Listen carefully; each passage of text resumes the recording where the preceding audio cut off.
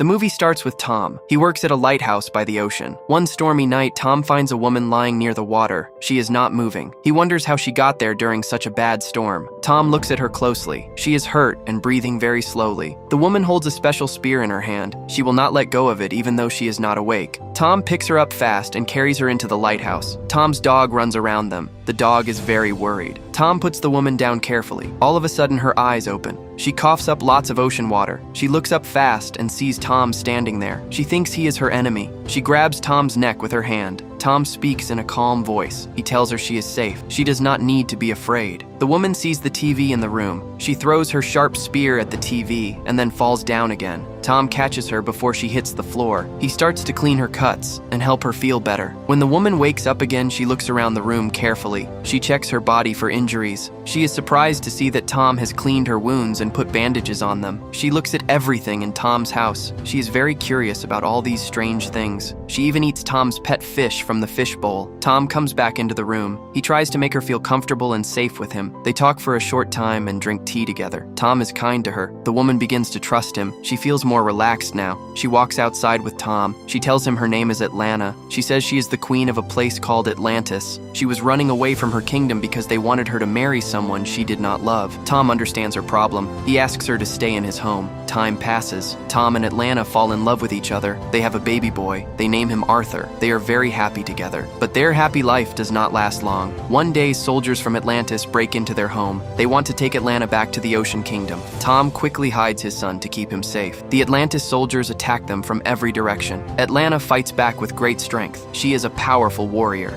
She kills all the soldiers who came to attack their home. After the fight, Atlanta knows the truth. More soldiers will keep coming for her. She makes a hard choice. She decides to go back to Atlantis. She hugs Arthur one last time. She makes a promise to Tom. She will come back to them when it is safe. Then Atlanta jumps into the ocean and swims back to Atlantis. Tom looks at the sea for a long time. He decides he will wait for her to return. Many years go by. Arthur grows into a young boy. Kids at his school call him names. They say he is a freak. They make fun of Arthur because he talks to fish. One day, his class goes on a trip to see an aquarium. The mean kids start picking on Arthur again. They push him hard against the glass wall where the fish live. Arthur gets very angry inside. Suddenly, a big shark swims fast and hits the glass near Arthur. The bullies step back in fear, but Arthur looks at the shark with soft eyes. He seems to be thanking the shark for helping him. Then Arthur turns to look at his classmates. His eyes change color. They turn yellow. The kids start screaming. They are very scared. All the fish in the whole aquarium are swimming behind Arthur now. They look like they are waiting for him to tell them what to do. This is when Arthur learns he is different from everyone else. He has special powers. Many more years pass. Arthur is now a grown man. A submarine under the ocean is being robbed by bad people. Something big and strong hits the ship hard. The door opens and a man jumps inside. This man is Arthur, but now people call him Aquaman. Arthur fights the robbers quickly and wins. He saves all the people working on the submarine. While Arthur is fighting, a robber named Jesse shoots him with a dangerous weapon. The weapon only hurts Arthur a little bit. Arthur throws the man across the room. Jesse's son comes to help his father, but the son's gun makes a hole in the submarine wall. Water starts pouring into the ship. Jesse cannot move because his foot is trapped under a heavy tank. Jesse's son tries very hard to save his father. He even asks Arthur to help them, but Arthur speaks in a cold voice. He tells the boy that his father has killed many people. He says Jesse deserves to die in this submarine.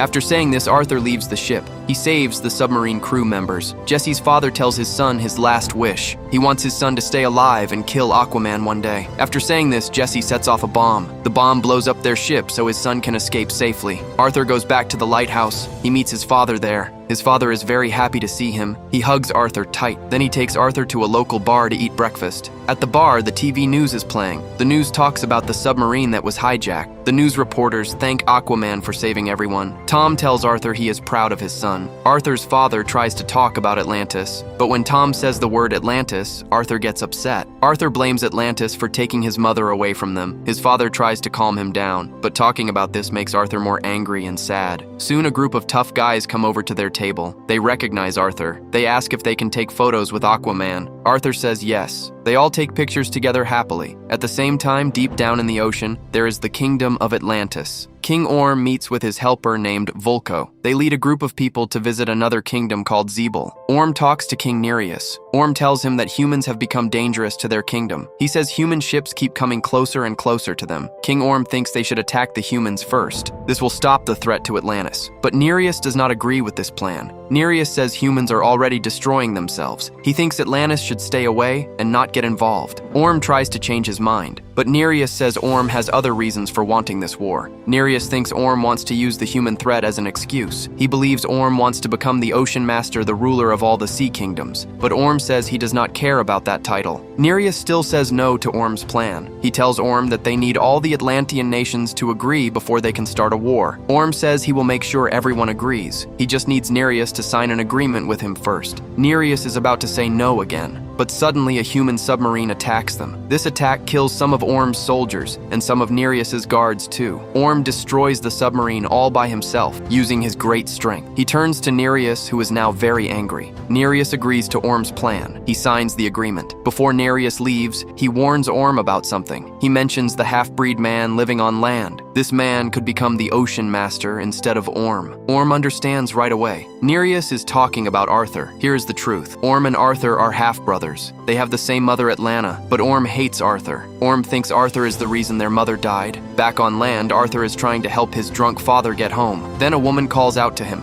He turns around and sees a woman with red hair. She is wearing clothes from Atlantis. She says her name is Meera. She wants Arthur to come with her to Atlantis. Arthur laughs at her. He tells Meera he already told Vulko that he is not interested. He does not want to help the people who killed his mother. He says no and starts to leave, but Meera tells him something important. She says Orm is planning to start a war between humans and the people of Atlantis. This makes Arthur stop walking. He asks her to explain more. Meera explains that this war will hurt many humans. The only way to stop it is if Arthur claims his right to be the king of Atlantis. Arthur looks at her like she is joking. He tells her he knows Orm will not give up the throne easily. Arthur says nobody in Atlantis will respect him. Meera tells him there is only one way to get his rightful place back. He must find the weapon of the last king of Atlantis. This weapon is called the trident. It gives great power to anyone who holds it. She says Vulko has found where the trident is hidden. Vulko wants Arthur to go find it with Meera's help. Arthur refuses to help Meera. He gets in his truck and leaves. Meanwhile, Orm meets with Manta. Manta is Jesse's son. Orm thanks Manta for helping him attack the submarine earlier. This attack helped Orm convince Nereus to join the war. Orm gives Manta a special mission. He wants Manta to kill Arthur. Orm gives Manta powerful weapons from Atlantis to help him. Manta is very happy because he wants revenge for his father's death. Later that night, Arthur's house is attacked. Strange creatures come out of the water and attack the lighthouse. Arthur fights them with all his strength. Meera arrives to help him. Together, they defeat the creatures. After the fight, Arthur asks Meera how she knew he was in danger. Meera explains that Orm sent those creatures to kill him. She says Arthur needs to come with her to Atlantis right now. If he does not, more creatures will keep coming. Arthur finally agrees to go with her. They both dive into the ocean together. Arthur sees the underwater world for the first time. It is beautiful and amazing. Giant sea creatures swim by them. They pass through different parts of the ocean. Finally, they reach the kingdom of Atlantis. Arthur cannot believe his eyes. The kingdom is huge and magnificent. Buildings are made of stone and coral. Fish of all colors swim everywhere. Many Atlantean people live there. Meera takes Arthur to meet Vulko. Vulko is very happy to see Arthur. He has been waiting for this day for many years. Vulko explains more about the trident. He says the weapon belonged to King Atlan, the first king of Atlantis. King Atlan was very powerful. He used the trident to rule over all the ocean kingdoms. But one day, King Atlan disappeared. Nobody knows what happened to him. The trident was lost too.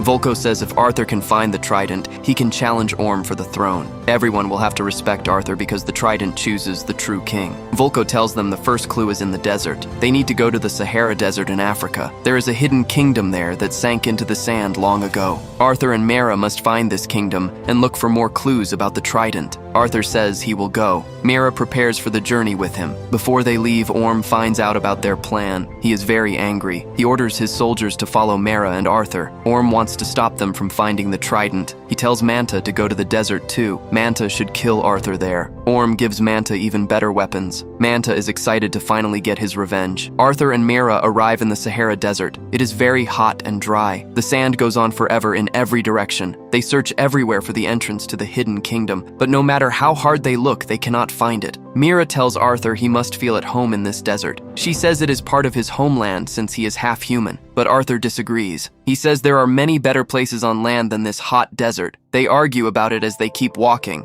At one point, Arthur tells Meera not to judge the surface world when she only knows a little about it. While they are arguing, Arthur suddenly falls through the sand. He drops into a deep hole. He has found the entrance to the old kingdom. Meera jumps down after him. They find the ruins of an ancient city buried in the sand. They see evidence that the trident and the king really existed there. Meera finds an old device. She turns it on and plays the last message. A hologram appears in front of them. It is King Atlan. The king tells them where his trident is hidden. After they listen to the whole message, Meera breaks the device. She does this so nobody else can hear the message. They find a bottle that King Atlan mentioned. Inside the bottle is a map. Arthur reads the map carefully. He discovers the next clue is in Italy. They need to go there to continue their search. Arthur and Meera travel to Italy. Meera is amazed by how beautiful the city is. She has never seen anything like it. She looks around with wonder and curiosity. After walking around for a bit, they remember their mission. Meera finds some old statues. They discover the next clue to find the trident. As Meera and Arthur spend more time together, they start to feel closer to each other. They begin to have feelings for one another. But suddenly they are attacked. Manta and Orm's soldiers found them. Arthur starts fighting Manta. He asks Manta how he found them so fast. Manta tells him about Meera's bracelet. The bracelet has a tracking device in it. Arthur hits Manta with a strong attack. He throws Manta into the sea. Meera defeats Orm's soldiers and runs to help Arthur. She catches Arthur just before he falls down. He is very tired from the fight. Arthur tells her about the tracking bracelet. Meera quickly takes off her bracelet and smashes it on the ground. Now Orm cannot track them anymore. In the ocean, Orm goes to the Fisherman Kingdom. He meets with their king. Orm asks the Fisherman King to join his army, but the Fisherman King refuses. This makes Orm very angry. Orm kills the Fisherman King right in front of his family. Orm swims to the young Fisherman Prince. He tells the prince to prepare his army for the attack. Now only one more kingdom is left. Orm needs one more kingdom to agree to the war. Then he will have enough power to attack the humans. Arthur wakes up on a small boat. Meera is playing a flute. He asks her about the boat. She tells him she stole it so they could travel to their next location. She says they are headed to the Trench of Death. This is the place where the kingdom of Atlantis once fell into the deep ocean. Meera warns Arthur about the many dangers ahead of them. Arthur starts to feel worried. He suggests they should turn back. He wants to warn the people on land about the coming war. Arthur tells Meera he does not feel worthy of being a king. Meera tells him that he is the true and only heir to the throne. She believes in him. They reach the Trench of Death. A terrible storm hits their boat. The waves shake their boat very hard. Strange creatures jump onto the boat. They try to kill Arthur and Meera. Arthur and Meera fight them with all their strength, but there are too many creatures. They use fire torches to scare the creatures away. Then they jump into the water. Inside the water, more creatures attack them. They find a safe path, but to pass through it, they will be separated. Meera tells Arthur to go ahead without her, but Arthur refuses to leave her behind. He takes Meera with him into the strong water currents. The currents are too powerful. They pull Meera and Arthur apart. Meera is thrown far away by the currents. The creatures attack her again. Meera is almost dead when suddenly someone saves her. A mysterious person pulls her out of the water onto dry ground. This person takes off her mask. Meera is shocked by what she sees. It is Atlanta! Arthur's mother is alive. She is standing right in front of Meera, breathing and healthy. Arthur also sees his mother. He runs to her and hugs her tight. He is so happy. Atlanta is filled with joy too. She asks Arthur about Tom. Arthur tells her that Tom is still waiting for her to come home. Arthur asks his mother how she is still alive. Atlanta explains what happened. The king sentenced her to death in the Trench of Death many years ago, but she survived the punishment. She has been living here ever since. Atlanta tells Arthur where the trident is located. She says a dangerous creature guards the trident. This creature can kill anyone in just 1 second. But Atlanta believes Arthur can get the trident. She thinks he is the true heir to the throne. Arthur walks into the cave with confidence. He sees the skeleton of the old king. The skeleton is still holding the trident in its bony hand. The trident shines with bright light. Arthur walks toward it slowly. He is about to grab the trident when the deadly creature wakes up. The creature attacks Arthur with great force. The creature's name is Carathan. Carathan mocks Arthur. She says Arthur is the least deserving heir because he is only half Atlantean. The creature throws Arthur around the cave. Arthur is badly hurt. He is close to death, but at the last moment, Arthur raises his hand. He uses his special power to talk to the creature. Arthur shows Carathan his true determination. He wants the trident so he can save humans from the war. The creature is shocked. Nobody has ever been able to talk to her before. Carathan lowers her arm. She tells Arthur that he is the first person after King Atlan who could communicate with her. Because of this, she believes Arthur is the true heir to the throne. Arthur walks to the trident and grabs it.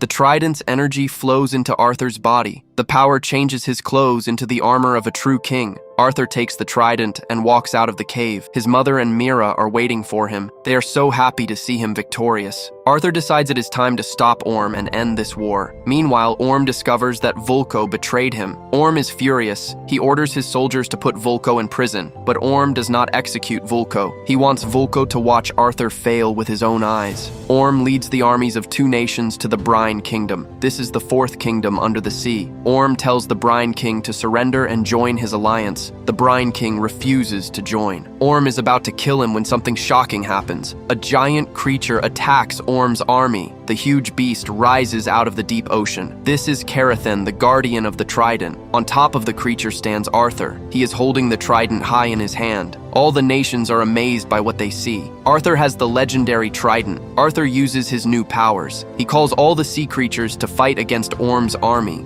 The war begins. Both armies attack each other with great force. Meera rushes to Arthur's side. She tells him to attack Orm directly. If the war continues, many innocent lives will be lost. Meera turns to her father, King Nereus. She shows him that Arthur is the real heir to the throne. Nereus sees the trident in Arthur's hand. He knows what this means. He tells his army to stop fighting. The war between the underwater kingdoms comes to a stop. Arthur challenges Orm to a one-on-one fight. Both brothers rise to the surface of the ocean. They begin their battle there. The fight is very intense. Both of them are strong warriors. But Arthur has new powers from the trident. He manages to defeat Orm in the end. Arthur is about to kill Orm, but then he stops himself. Arthur reminds Orm that he is not like him. Arthur will not kill his own brother. This makes Orm very angry. Orm shouts that he will not give up the throne unless Arthur kills him. He refuses to surrender. Then in the middle of this chaos, someone appears. It is Atlanta! She steps toward Orm. Orm looks at his mother with complete shock. He thought she was dead. Atlanta gently touches Orm's face. She tells him that their evil king taught him wrong things. Orm needs to stop this hatred. Her words touch Orm deeply. He finally gives up the fight. He surrenders to Arthur. Vulko brings soldiers to arrest Orm. Meera announces to everyone that Arthur is the new king of Atlantis. All the Atlantean people accept Arthur as their true king. Atlanta also keeps her promise to Tom. She returns to the lighthouse to be with him again. The story ends with Arthur becoming the bridge of peace and harmony between the land and the ocean.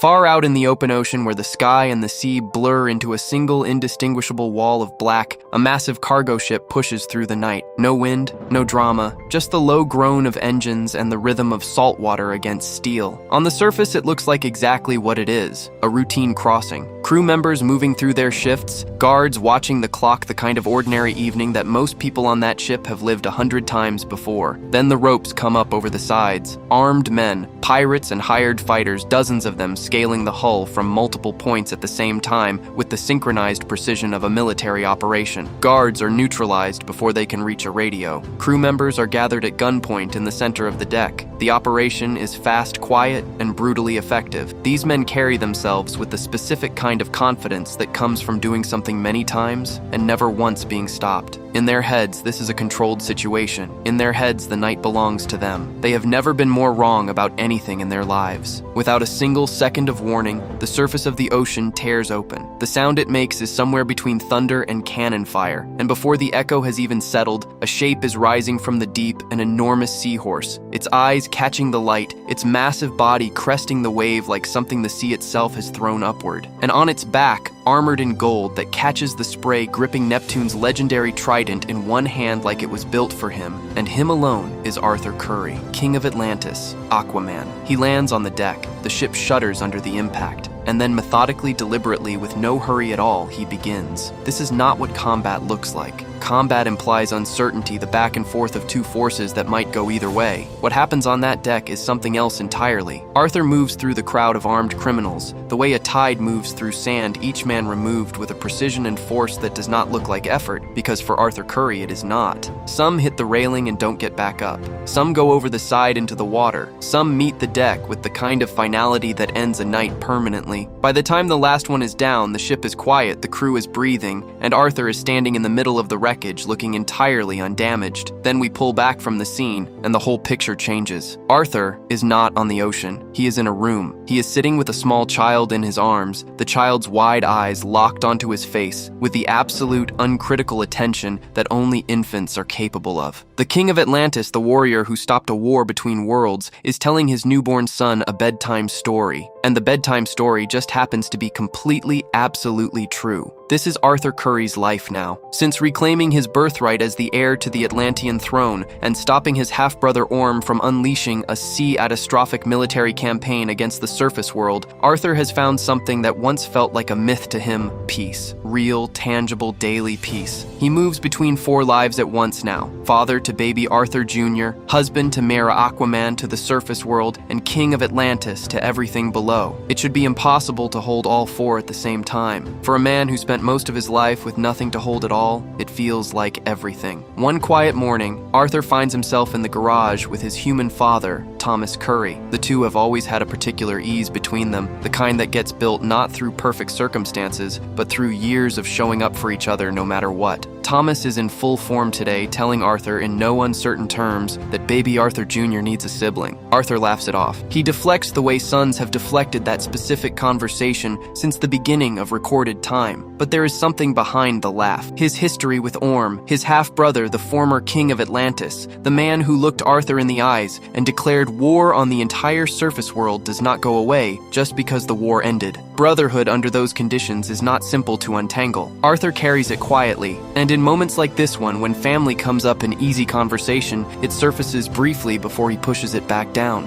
Then, from across the room, baby Arthur Jr. does something that stops both men where they stand. The infant is near the aquarium in the corner, babbling with the full-body enthusiasm of a child who has discovered something thrilling, and the fish in the tank are responding, not randomly, deliberately. They move toward the places his hands point. They seem to follow the rhythm and pattern of his sounds, swimming in loose formation to match his movements. Thomas stands with his mouth open, watching a child who cannot walk, yet hold a conversation with marine life. Arthur says nothing for a long moment. When he finds his voice, it is low and full of something that has no adequate name, a pride so enormous it creates pressure behind the eyes. His son is even stronger than he dared imagine. For one genuinely perfect moment, everything is right. Far away from that warmth and cold isolation, a man sits in the ruins of everything he built. His name is David Kane. The world knows him as Black Manta. The last time he and Arthur shared the same space, David lost the 2 things that defined him: his armor and his father. The armor was designed, engineered, and refined over years of obsessive work. It could be rebuilt. His father was irreplaceable. Grief, when it has nowhere healthy to go, does not disappear. It transforms. In David Kane, it transformed completely, burning away every soft thing inside him and leaving only hardened purpose. He does not mourn anymore. He plans. He waits. He prepares. The target has never changed. The obsession has never cooled by a single degree. Aquaman cost him everything, and every resource David has left will go toward making that cost mutual. He already has a plan. Antarctica, the most remote and hostile place on Earth, a continent so vast and so inhospitable that it seems specifically engineered to repel human presence. David funds a full expedition here, pouring money into logistics and personnel and scientific equipment, all of it oriented toward a single theory, that buried beneath the ice lie the lost secrets of Atlantis. Secrets powerful enough to give him an edge he has never had, an edge that could finally let him finish what he started. The scientific lead on the expedition is Dr. Shin, a man who has devoted the better part of his career to finding proof that Atlantis was real. He has been dismissed, laughed at, and excluded from serious academic circles for most of that time. Standing on the Antarctic ice with readings that make no sense by any conventional standard, he is beginning to think he may have been right all along. The seismic data his equipment is pulling from underground is unlike anything in the natural record. The pattern does not belong to geological activity. It belongs to something else, something that was put there deliberately long ago by hands that understood forces the surface world is only beginning to comprehend. Before Shin can fully process what that means, the ice decides the conversation is over. Without warning, the surface fractures beneath them. Both Shin and his assistant drop through into a massive underground cave system, plunging through cold air and crash landing on the cave floor. Far below, they survive. Shin manages to get to his feet. His assistant is less fortunate. The impact breaks his leg badly, and he cannot move from where he has fallen. Shin fires a distress flare into the dark above and begins cataloging the space around him. The cave is enormous. Its dimensions feel wrong in a way that goes beyond scale, the proportions, the angles, the particular quality of silence that fills it. This is not a natural formation. Something shaped this space with intent. The thought barely has time to settle before the snowmobile topples off the edge above and crashes down after them, splitting the cave floor on impact and sending fracture lines racing outward through the ice walls in every direction. One of those lines reaches a thick partition at the far end of the cave. Something on the other side of it moves. The movement is slow at first, deliberate. Then the wall erupts. Massive tentacles tear through the ice and reach into the cave, and in the chaos and darkness that follows, the creature seizes the injured assistant and drags him into the shadows as if he weighs nothing at all. Gone in seconds. No cry, no chance. Shin stands in the wreckage of the wall alone, surrounded by broken ice and absolute silence, and shakes. Hours later, David Kane arrives with the rest of the team. Shin tries to explain what happened. He is barely holding himself together. David listens with the patience of a man reviewing a checklist. There is no pause to acknowledge what was lost. The missing person is an entry processed and moved past. David wants what is under the lake at the bottom of this cave, and nothing else is relevant. The team suits up and dives into the dark underground water. What they find below the surface takes the breath away and does not give it back. Enormous structures rise from the lake floor, columns taller than buildings' walls, carved with the unmistakable marks of sophisticated engineering architecture of a scale and precision that cannot be accidental. This is not a natural formation. This is a place someone built long ago with a purpose. Atlantis. Not a myth, not a metaphor. Real and right here, surrounding them in the black water. The monster that killed their colleague is also still here. The Kraken returns, and this time it arrives in full. Its size is difficult to register. Ancient and enormous, it moves through the water with a speed that nothing that large should possess, hitting the divers like a wall of force that scatters equipment and sends people tumbling in every direction. David is struck hard by a sweeping tentacle and driven down past the point where light reaches past the structures into the absolute black of the lake's deepest section. He sinks through cold water with no way up and no air left. Then he hears a voice. It comes from the dark below him, patient, measured, ancient in a way that has nothing to do with years, ancient in its bones in the way it occupies the silence. His hands find something solid in the dark, a trident broken into two pieces. The voice tells him exactly what he wants to hear. Power. The power to destroy Aquaman. The power to reduce Atlantis to rubble and memory. David Kane, a man who has spent everything he had on revenge and gotten nothing back, does not pause. He joins the halves together. Ancient darkness wakes up. He surfaces with the complete weapon in his hands and raises it above the frozen water. His team watches in stunned silence. Black Manta has been remade, and whatever came with that trident has come along for the ride. 5 months pass. The ocean does not wait for anyone. Far below the surface, inside the grand council chambers of Atlantis, an emergency session is in progress, and the picture being presented to the ruling council is not one that allows easy answers. The pollution that the surface world has been pouring into the ocean for generations has driven climate change to a point that can no longer be managed. Quietly from below, ocean temperatures are rising across every system. Marine species are dying in numbers that exceed anything in recorded Atlantean history. Even Atlantis itself, shielded from the surface by technology centuries beyond anything humanity has built, is beginning to feel the edges of what is happening in the water above it. Arthur stands before the council and says what he has been building toward. Atlantis needs to step into the light. The world needs to know it exists. The advanced environmental science and engineering that Atlantis has developed over millennia could change the outcome of what is happening to the planet, but only if it is shared. Only if the two worlds stop treating each other as threats and start treating each other as neighbors, sharing the same limited, finite home. The council rejects him, completely and without hesitation. Their thinking is old and rigid, and filled with centuries of accumulated distrust, and no single argument breaks through centuries of institutional memory. Some members want to go further than hiding. They want to act first, to strike the surface world before its destruction finishes the job passively. Arthur argues with everything he has. It is not enough. His support in the council is eroding. His authority as king is being questioned in rooms he is not invited into. And while Atlantis locks itself in the paralysis of its own politics, something far more dangerous is already in motion. Black Manta has not been idle. The dark knowledge flowing to him through the trident has given him access to information about machines called Octobots, enormous mechanical constructs engineered to resemble octopuses, built for deep ocean operation, and equipped with weapons capable of destroying targets on a massive scale. They need a specific fuel to operate, orichalum, a rare and extraordinarily destructive substance that the Atlanteans banned from use generations ago after seeing what it did to any environment it touched, locking every remaining supply away in hidden underwater vaults across the ocean floor. Black Manta has been methodically draining those vaults, one by one working through them with the patience and precision of a man who is absolutely certain of where this is going. And now his eyes are on the largest reserve of all the main orichalum stockpile stored deep inside Atlantis itself. The attack comes without warning, the way all the worst things do. David pilots his submarine directly into the kingdom and deploys the Octobot, and those enormous mechanical arms tear open the walls of the hidden orichalum warehouse with a violence that sends tremors through the surrounding structures. Containers begin loading by the dozen into the submarine's hold. The emergency alert floods every channel in Atlantis simultaneously. The defensive response is immediate and completely useless. Atlantean warriors open fire with their most powerful laser cannons, direct hits every shot on target.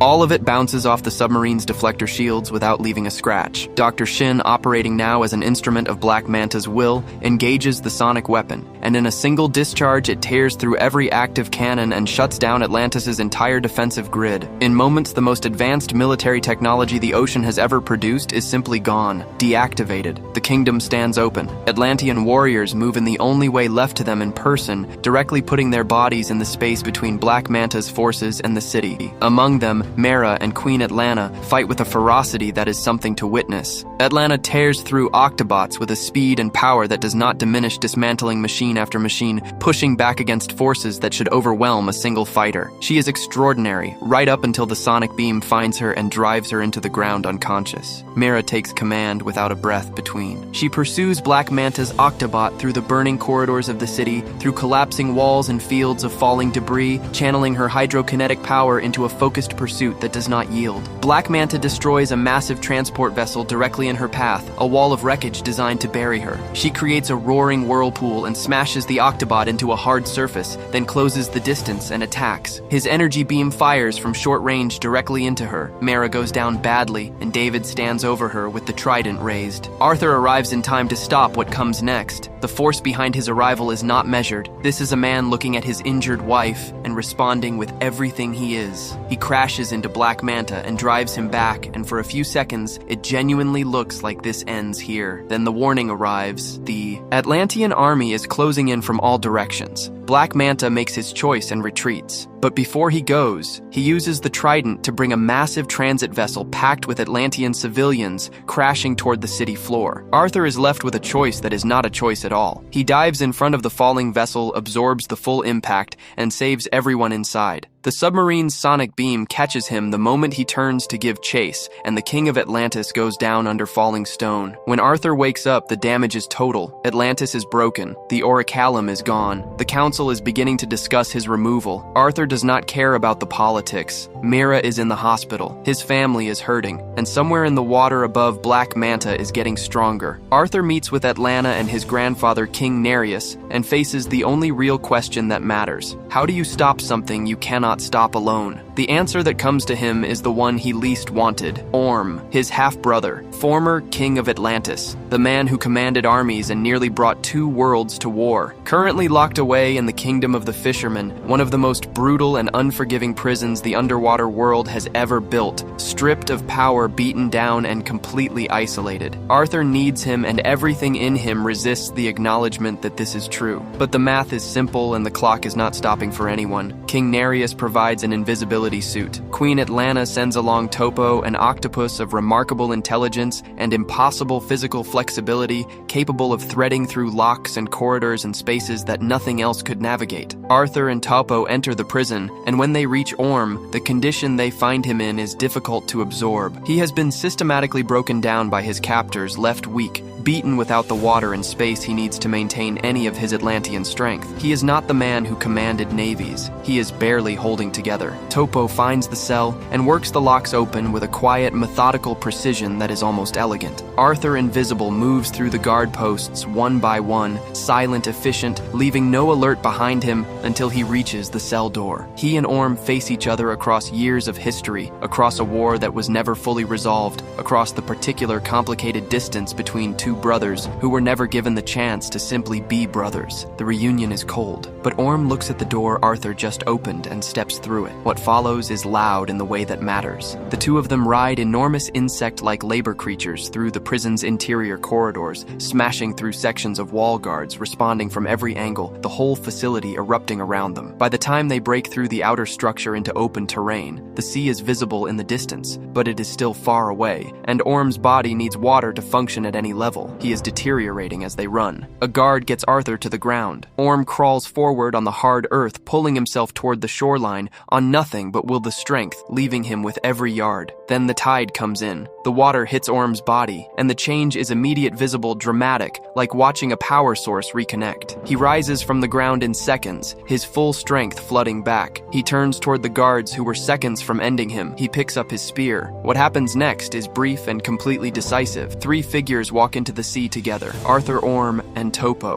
One of them is a free man for the first time in a long time. Arthur explains everything on the way. Black Manta, the orichalcum, the trident, the countdown already running. Orm processes the information without sentiment and agrees to help. He takes Arthur somewhere only he would know: the Citadel, a sprawling underwater city that exists, entirely outside of any law or governance, built and populated by criminals, mercenaries, pirates, and every category of outlaw that the ocean has ever produced. Its ruler is a figure known as the Fish King, a man whose power rests entirely on the information he controls. When the brothers approach and propose a trade for Black Manta's location, the Fish King declines without the courtesy of a second thought. Arthur stops talking. He moves through the Fish King's defenders with a speed and efficiency that leaves the room cleared before most of them have fully registered the situation. When the last one is down, Arthur fits an oxygen mask over the Fish King's face and begins slowly reducing the water inside. The Fish King feels the air becoming thinner. He cannot sustain the discomfort. He breaks completely and without drama, giving up everything he knows. David Kane is operating from an island built around a volcano called the Devil's Mouth.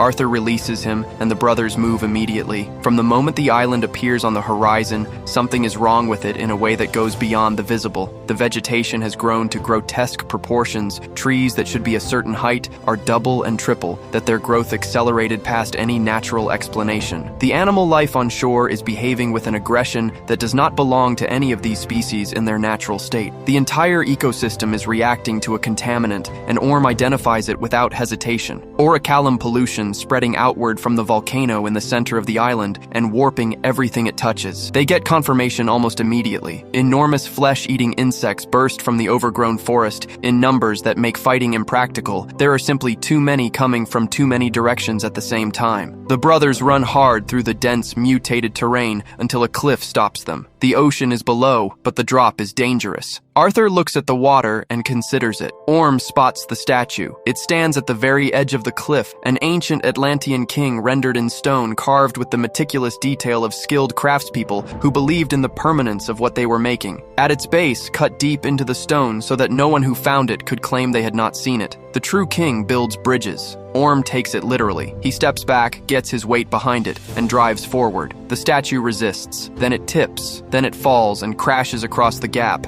with a sound that echoes off the cliff walls and forms a bridge that was not there a moment ago. The brothers cross it. The insects fall away behind them. At the base of the volcano, the secret base hums with industrial purpose. Inside, Dr. Shin moves through the facility looking for David. He finds the trident instead lying unattended on a surface. He knows he should not touch it. He picks it up anyway, joins its halves, and for a brief, terrible moment, the curtain between the visible and the ancient falls away. He sees the entity that lives inside the weapon old patient and looking back at him. David walks in seconds later with a blade at Shin's throat before Shin can process what he saw. Shin tries to warn him. The trident is not just a weapon. Something is inside it, and that something has been using David from the moment he first picked it up. David does not want to hear it. Aquaman dies. Atlantis falls. Everything else is noise. Arthur and Orm follow a captured guard's path to the base that night and slip into the control room. What they find on the readout stops them cold and still. The orichalcum furnace is connected directly to the volcano, using it as a vent for the toxic gases it produces, and it is operating at a scale that goes far beyond what it would take to power weapons. Orm looks at the numbers and understands the full scope before Arthur does. This is not a regional threat. This is not even a threat to the ocean. At this scale, left running long enough, this destroys the planet's entire biosphere. Both worlds, every living thing in the water and above it, consumed by what is already in motion. Shin steps out of the shadows with his hands raised. He wants to help.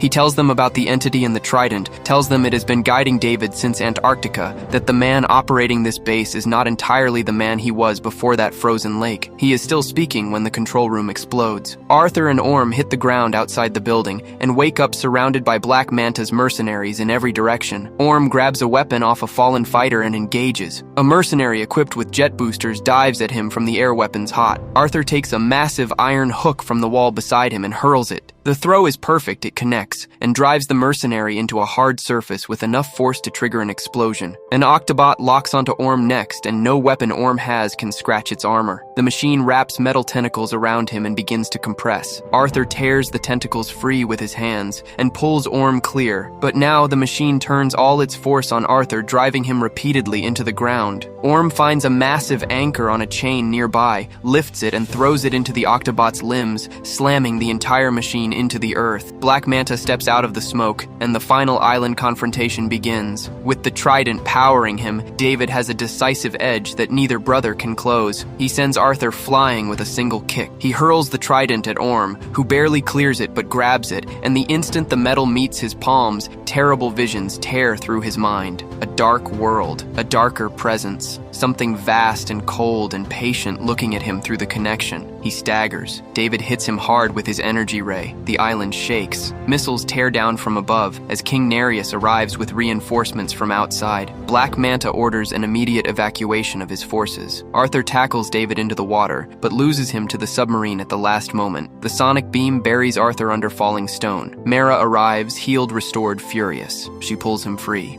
Back in Atlantis with the clock running, Orm describes the visions that came through the trident when he touched it. He saw a place called Necris, a city that was once part of Atlantis, now known only as the Lost Kingdom. Long ago, the ancient king of Atlantis had a brother named Kordax, and Kordax's story is not a comfortable one to hear. Kordax fell into orichalcum, not as a resource, not as a tool, as an obsession, the way some men fall into ideas that hollow them out from the inside. He watched what it did to the environments around him, and continued anyway, accelerating instead of stopping, because the power it gave him felt like compensation for anything it cost. His brother tried to intervene. Kordax answered with dark magic. He forged his own trident, transformed his own people into something no longer entirely themselves, and declared war on the kingdom that had tried to save him. The war was devastating. The king won barely. He shattered Kordax's trident into 2 pieces and sealed the entire Lost Kingdom beneath the Antarctic ice, burying Kordax inside it. The seal has one weakness. To break it, one specific thing is needed: the blood of King Atlan's last living descendant. And in the same moment that Orm finishes speaking, the understanding lands on everyone in the room at exactly the same time. Kordax has been running this from the beginning. Every decision David Kane has made since the day he joined those 2 halves of metal together in a frozen lake has been pointing toward this moment. The trident did not choose David for his grief or his rage. It chose him because he would do anything